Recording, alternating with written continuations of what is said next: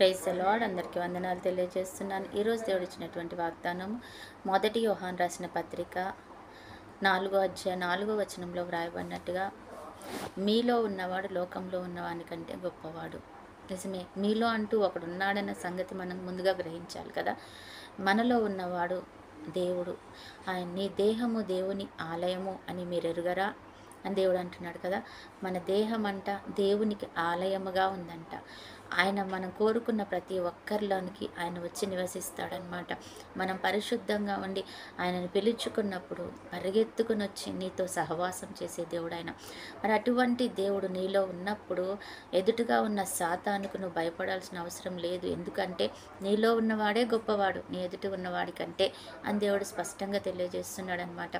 కాబట్టి నువ్వు ఎంతటి వాడినని ఎదుర్కోగలవు. గొల్యాతు ని దావీదు ఈజీగా ఎదుర్కొన్నాడు. ఎందుకంటే దావీదు గొప్పతనం కాదు, దావీదునుల్లో ఉన్న దేవుడు గొప్పవాడని దావీదుకి తెలుసు అన్నమాట.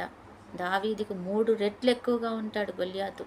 కానీ ఆయన బలగం చూసి కాదు, కానీ దేవుని బలం చూసి ముందుకెళ్ళాడు.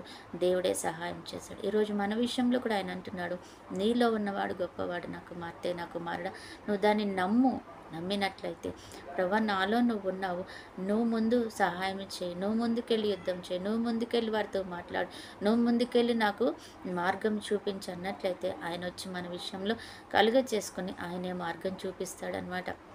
మరి అటువంటిప్పుడు మొదట నీలోకి ఆయన రావాల్సిన దానికి కావలసిన ప్రయత్నము, ప్రార్థన, అటువంటి పరిస్థితులు నాకు కల్పించాలి. ఆయనే కనుక నీలో వచ్చి ఆయన కూర్చున్నట్లయితే, ఆయన నీ హృదయాన్ని సింహాసనంగా చేసుకున్నట్లయితే ఇక నీకు తిరుగులేదనమాట. ప్రతి విషయము ఆయనే చూసుకుంటాడు. నీలో ఉన్న దేవుడే నీకు మాట్లాడుకుంటాడు. నీకు వ్యతిరేకంగా మాట్లాడుతున్న వారి నుంచి వ్యతిరేకం కలిగిస్తాడు. అలాగే నీకు మేలు చేయాలనుకున్న సమయంలో మేలు చేసేలాగా చూపిస్తాడు. అన్ని విషయాలు నీకు సహాయం చేస్తాడు. నిజంగానే ఒక కుమార్తె ఒక రోజు ఒక వ్యక్తి విషయంలో చాలా భయపడుతుందంట. ప్రతి అంశంలోనూ గొడవకు వస్తున్నాడు తన ఇంటి ముందు. అయితే ఒక రోజు అంటూ వచ్చింది, తనకు తెలియకుండానే తాను వెళ్ళి ఆయనతో చాలా ఆర్గ్యుమెంట్ చేసి, చాలా గట్టిగా, చాలా కరెక్ట్గా అన్ని విషయాలు రూల్స్ ప్రకారం మాట్లాడి వెనక్కి వచ్చిందంట. తనకు తానే ఆశ్చర్యపోతుందంట. నేనేనా ఏంటి, ఎప్పుడు చూసినా నేను భయపడి తలదించుకొని పరిగెత్తుకొని వచ్చాను, నేను ఈరోజేంటి ఆయన విషయంలో నేను ఆ రీతిగా మాట్లాడాను అని అన్నప్పుడు దేవుడు జ్ఞాపకం చేస్తున్నాడంట, నువ్వు కాదు, నేను మాట్లాడాను, నీ విషయంలో నేను వ్యాజ్యం చేశాను, నేను కలుగ చేసుకున్నాను. దేవునికి మహిమ కలుగునుగాక. అటు కృప దేవుడు మనకు కూడా ఇస్తాడు. మనం కూడా అటు కృప కలిగి ఉండొచ్చు. ఆమేన్. ప్రార్థన. పరిశుద్ధుడైన దేవ, ప్రేమ కలిగిన తండ్రి, యేసయ్య నీకు వందనాలు.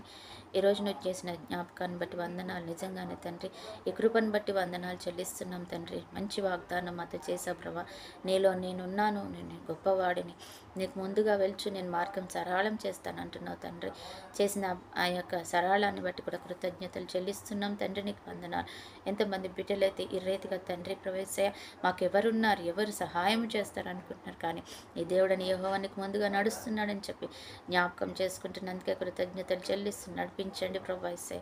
ఈరోజు ప్రతి ఒక్క బిడ్డని తండ్రి ప్రభు నడిపించండి, సహాయం చేయండి.